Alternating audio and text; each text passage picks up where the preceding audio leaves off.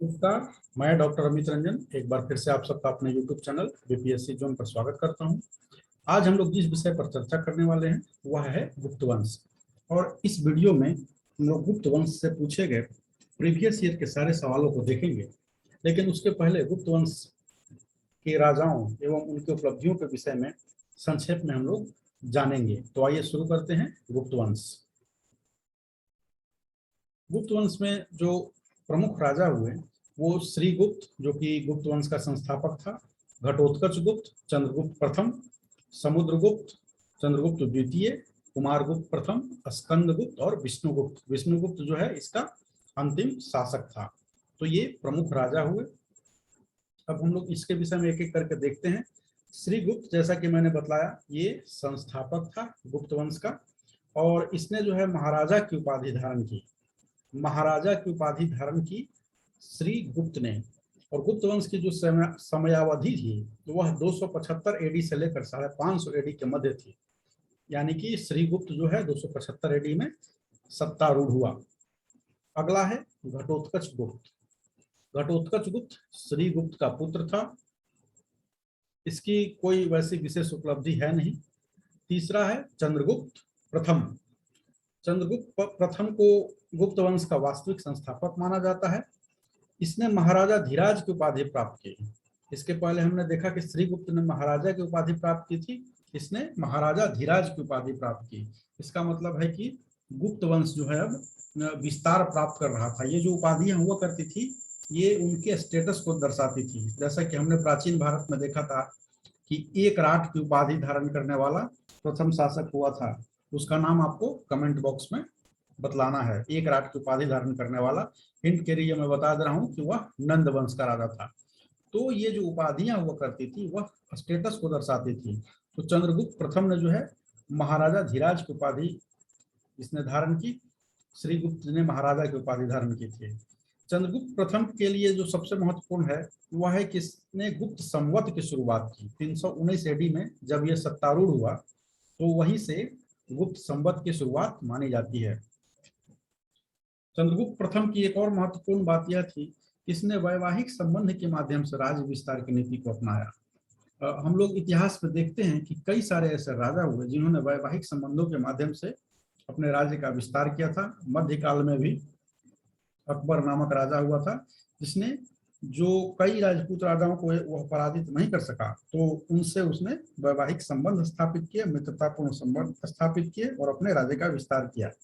वैसे ही चंद्रगुप्त प्रथम ने भी किया और इसने लिच्छवी कुमारी कुमार देवी से विवाह किया था और इस विवाह के उपरांत जो है इसकी प्रतिष्ठा में भारी वृद्धि हुई थी।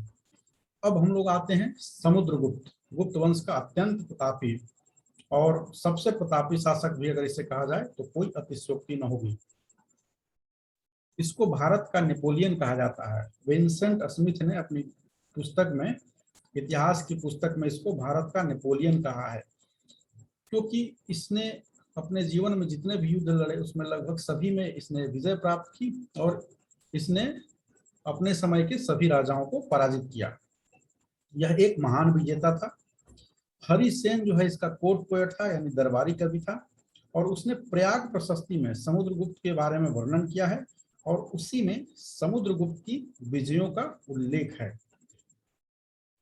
समुद्रगुप्त एक कुशल योद्धा तो था ही साथ क्या है कि उसे वह बहुत अच्छा कुशल वीणा वादक भी था। वह वीणा भी बहुत अच्छा बजाता था और इसका पता हमें कैसे चलता है तो उसके सिक्के जो थे उसने जो चलाए थे तो उन सिक्कों पर जो अंकित था उसमें उसे एक वीणा वादक के रूप में दिखलाया गया है, वीणा लिए हुए दिखलाया गया है। इससे पता चलता है कि वह वीणा बजाने में प्रवीण था। इतिहासकारों ने ऐसा निष्कर्ष निकाला। इससे जो है कविराज की उपाधि भी प्रदान की गई है। कविराज की उपाधि इसने धारण की। समुद्रगुप्त ने 30 से राजाओं के लगभग हराया और इसने जो इसकी जो विजयों को लेकर है मुख्य परीक्षा में अथवा यूनिवर्सिटी में जो है अलग से पूरा एक स्वतंत्र रूप से सवाल ही आता था कि समुद्रगुप्त की विजयों का वर्णन करें। इस क्रम में बतलाया जाता था कि इसने इसके विजयों को जो है इसने जिन राज्यों को जीता उनको 5 भागों में बांटा जा सकता है। तो खैर हम लोग उस पर अभी नहीं जाएंगे। गुप्त वंश का अगला प्रतापी शासक जो हुआ वह चंद्रगुप्त द्वितीय हुआ। समुद्रगुप्त जहां अपनी महान विजयों के लिए जाना जाता है, चंद्रगुप्त द्वितीय का जो कालखंड था वो क्या था कि कला एवं संस्कृति का चरमोत्कर्ष था। और कहीं ना कहीं जो गुप्त काल को स्वर्ण काल मानते हैं भारतीय इतिहास में, तो इसके पीछे चंद्रगुप्त द्वितीय की काल की महत्वपूर्ण भूमिका रही है। वह कैसे, हम लोग आगे देखेंगे। चंद्रगुप्त द्वितीय ने शकों को पराजित किया और इसने सकारी की उपाधि धारण की। सकारी, शक जोड़ अरी, मतलब शकों का शत्रु। चंद्रगुप्त द्वितीय जो है इसने विक्रमादित्य की भी उपाधि धारण की थी और यह चंद्रगुप्त विक्रमादित्य के नाम से ज्यादा जाना जाता था।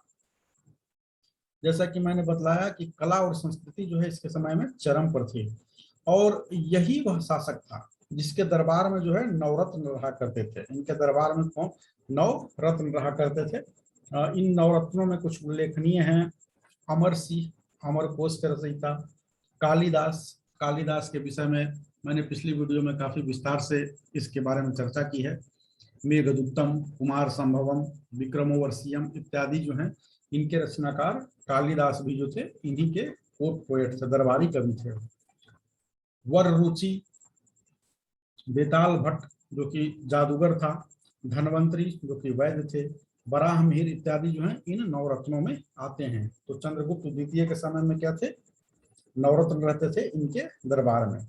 और चंद्रगुप्त द्वितीय के संदर्भ में एक और महत्वपूर्ण बात यह है और यह इंपॉर्टेंट है कि जो चीनी यात्री फाहियान था, चीनी यात्री फाहियान इसी के समय में भारत आया था। आपको दो तीन बातों का ध्यान रखना है कि ये जो अलग अलग राजा थे गुप्त वंश के, उनकी उपाधियां किसने क्या धारण की। जैसे कि श्रीगुप्त ने महाराजा की उपाधि धारण की थी, चंद्रगुप्त प्रथम ने महाराजा धीराज की उपाधि धारण की थी, समुद्रगुप्त ने कई सारी उपाधियां धारण की थी, जैसे कविराज हुआ। चंद्रगुप्त द्वितीय ने है सकारी की उपाधि धारण की, विक्रमादित्य की उपाधि धारण की। तो यह सब भी याद रखना है। चंद्रगुप्त द्वितीय के समय जो बहुत महत्वपूर्ण है, जैसा कि मैंने बताया, चीनी यात्री फाहियान जो है इसी के समय में भारत आया था। हुएनसांग हर्षवर्धन के समय में आया था। फाहियान चंद्रगुप्त द्वितीय के समय आया था। आपको बतलाना है कि चिंग किसके समय में भारत आया था। अगला जो प्रतापी राजा हुआ इस वंश में वह था कुमारगुप्त प्रथम। कुमारगुप्त प्रथम, और यह भी अत्यंत महत्वपूर्ण है। इसका जो सबसे महत्वपूर्ण और सबसे उल्लेखनीय कार्य जो है वह है नालंदा विश्वविद्यालय की इसने स्थापना की। इसने नालंदा विश्वविद्यालय की स्थापना की। या बीपीएससी पीटी के साथ साथ कई सवालों में कई बार यह पूछा गया, कई परीक्षाओं में यह सवाल कई बार पूछा गया है कि नालंदा विश्वविद्यालय की स्थापना किसने की, तो कुमारगुप्त प्रथम ने। और इसने सकारादित्य की उपाधि धारण की। और हम लोग ये भी देख लेंगे कि किस विश्वविद्यालय की स्थापना किसने की है। अगर आपने मेरे पुराने वीडियो देखे होंगे तो जैसा कि आप जानते होंगे कि अभी मैंने चर्चा की कि नालंदा की किसने की, तो कुमारगुप्त प्रथम ने। उसी तरह से विक्रमशिला विश्वविद्यालय की स्थापना धर्मपाल ने की थी। यह भी बहुत प्रसिद्ध सवाल है जो कि बार बार रिपीट होता है। उदंतपुरी यानी भागलपुर वाला जो है, इस विश्वविद्यालय उदंतपुरी की स्थापना किसने की थी। उदंतपुरी विश्वविद्यालय की स्थापना पाल वंश के शासक गोपाल ने की थी। तो कुमारगुप्त हुआ। अगला जो इस प्रतापी राजा हुआ इस वंश में वह है स्कंदगुप्त। स्कंदगुप्त ने के समय में क्या है कि हुनों का जो है धावा हुआ था, हुनों ने आक्रमण किया था और ऐसा उल्लेख मिलता है कि स्कंदगुप्त ने उन्हें बहुत बुरी तरह से पराजित किया था। लेकिन इस आक्रमण ने, हुनों के इस आक्रमण ने जो है गुप्त वंश की जो नींव है, चूल्हे हैं, वो हिला कर रख दी। और इसी के कारण जो है गुप्त वंश के पतन के कई कारणों में एक कारण ये हुनों का आक्रमण भी था। स्कंदगुप्त ने क्या किया था, सुदर्शन झील का पुनरुद्धार करवाया। और किसने किया था, तो इसका जो गवर्नर था पर्णदत्त के पुत्र चक्रपालित ने सुदर्शन झील का पुनरुद्धार करवाया। सुदर्शन झील के बारे में थोड़ा सा देख लेते हैं। ये गुजरात में स्थित झील है और इससे तीन नाम जुड़े हुए हैं। सुदर्शन झील, गुजरात की इस झील को मौर्यों के द्वारा निर्मित किया गया था। पहला निर्माण किसने, मौर्यों के द्वारा यह निर्मित था। पहला जो इसका मरम्मत था या पुनरुद्धार जो कहिए वह किया गया था शक राजा रुद्रदामन प्रथम के द्वारा। रुद्रदामन प्रथम ने जो है पहली बार इसकी मरम्मत करवाई थी 150 ईस्वी के आसपास। दूसरी मरम्मत या जो पुनरुद्धार है, जैसा कि मैंने अभी बताया, स्कंदगुप्त के समय हुआ था और उसका एक गवर्नर जो है परमदत्त, उसके पुत्र चक्रपालित के द्वारा यह किया गया था। गुप्त वंश का जो अंतिम शासक था उसका नाम है विष्णुगुप्त, और विष्णुगुप्त इस वंश का अंतिम राजा हुआ। इसके बाद गुप्त वंश समाप्त हो गया। तो यह हमने गुप्त वंश के विषय में कुछ उनके प्रमुख राजाओं के विषय में तथ्यात्मक जानकारियां देखी। संस्थापक श्रीगुप्त, अंतिम राजा विष्णुगुप्त, और बीच में जो एक एक करके राजा हुए और उनके द्वारा किए गए उल्लेखनीय कार्यों को हमने संक्षेप में देखा। अब हम लोग प्रश्नोत्तर पर चलते हैं, जो प्रश्न पूछे गए हैं गुप्त वंश से। तो प्रश्न है, पहला ही है कि गुप्त वंश ने शासन किया। तो मैंने पहले ही बतलाया था 275 एडी में जो है श्रीगुप्त राजा बना था। तो इसने शासन किया था 275 से 550 एडी के मध्य, लेकिन यहाँ दिया हुआ है 319 से 500 ईस्वी के अवधि के मध्य। तो इसका अर्थ यह हुआ कि ऑप्शन में जो है सबसे बेस्ट जो यही होगा, करीब टाइम पीरियड जो है यही रहा होगा। एक कारण यह भी हो सकता है कि चंद्रगुप्त प्रथम, जैसा कि मैंने बतलाया था कि वास्तविक संस्थापक माना जाता है गुप्त वंश का, और वो 319 में ही शासन पर बैठा था, गद्दी पर बैठा था। तो इसलिए 319 से 500 ईस्वी की अवधि। अगला सवाल है, 4 अश्वमेधों का संपादन किया था। 4 अश्वमेधों का संपादन किसने किया था?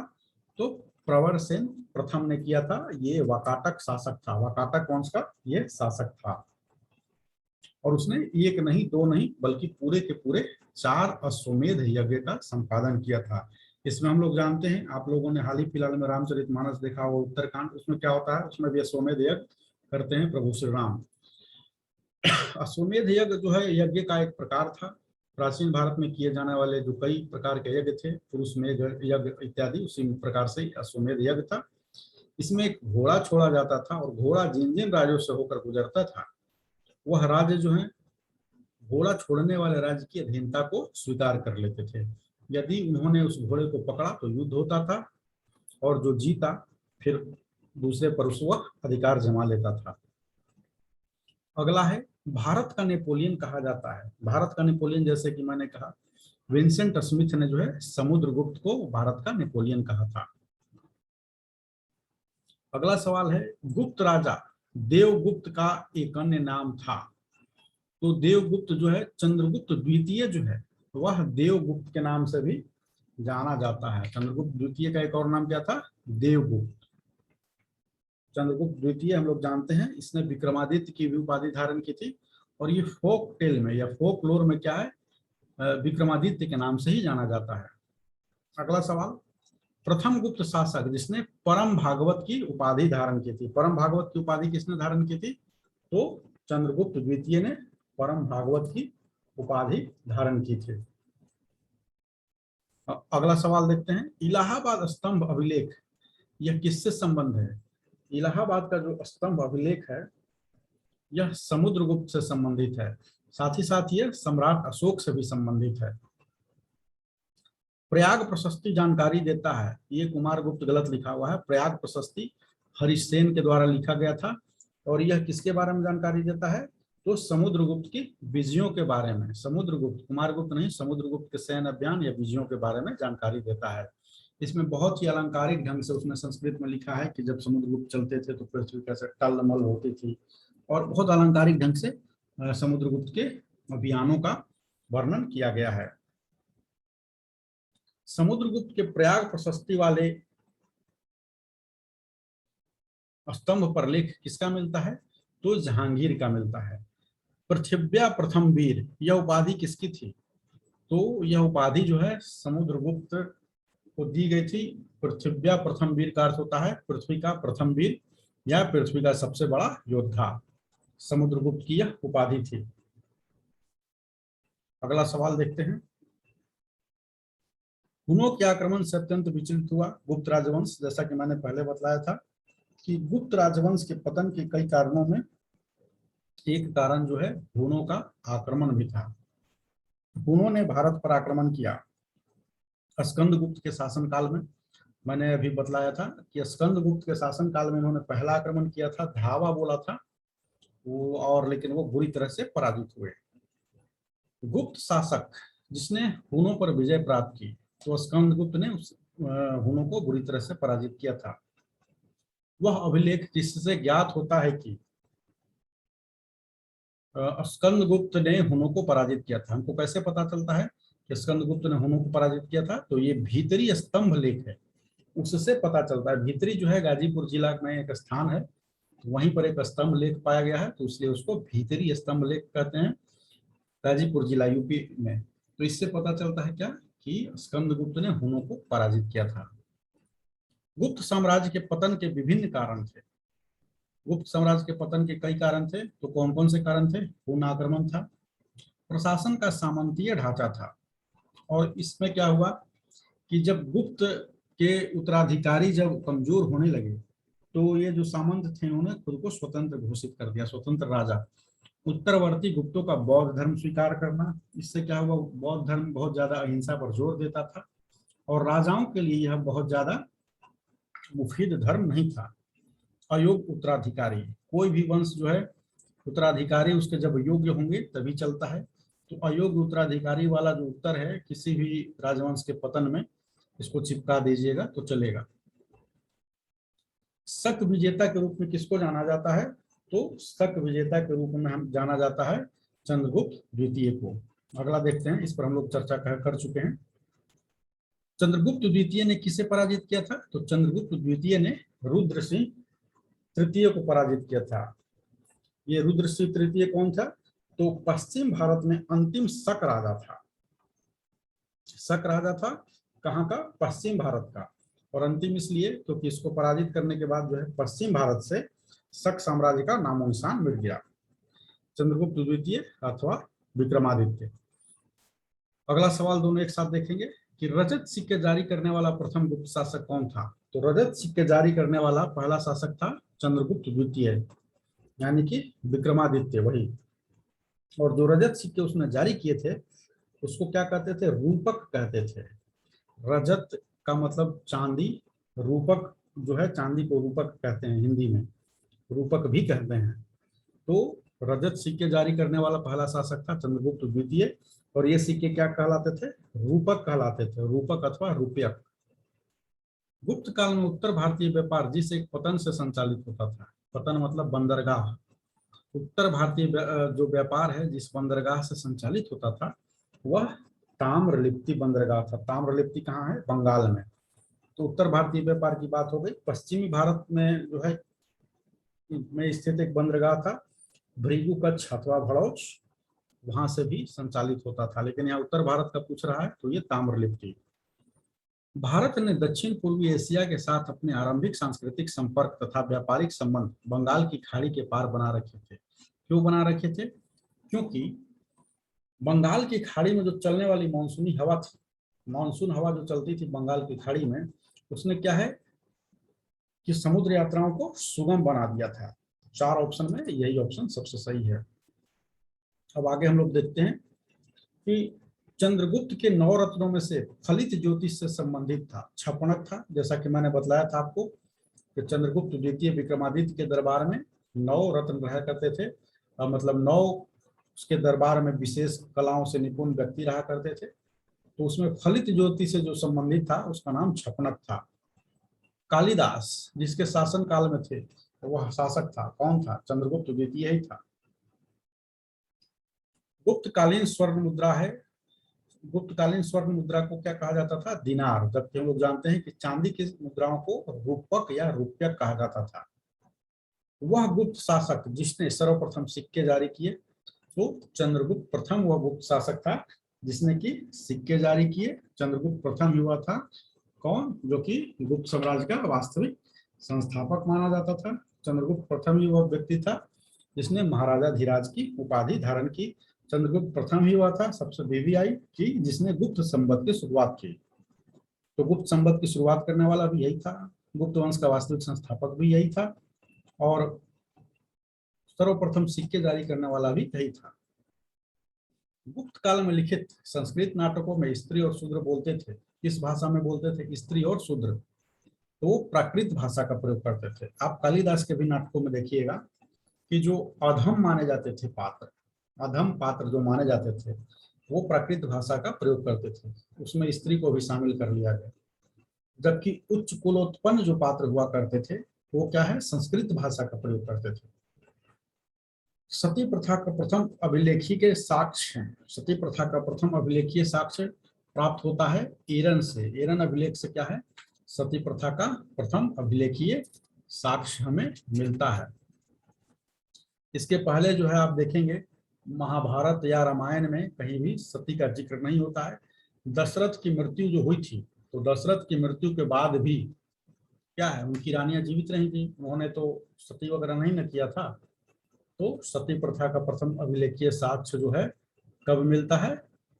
आपको 510 ईस्वी में जो है एक एरन अभिलेख है, उसी से मिलता है।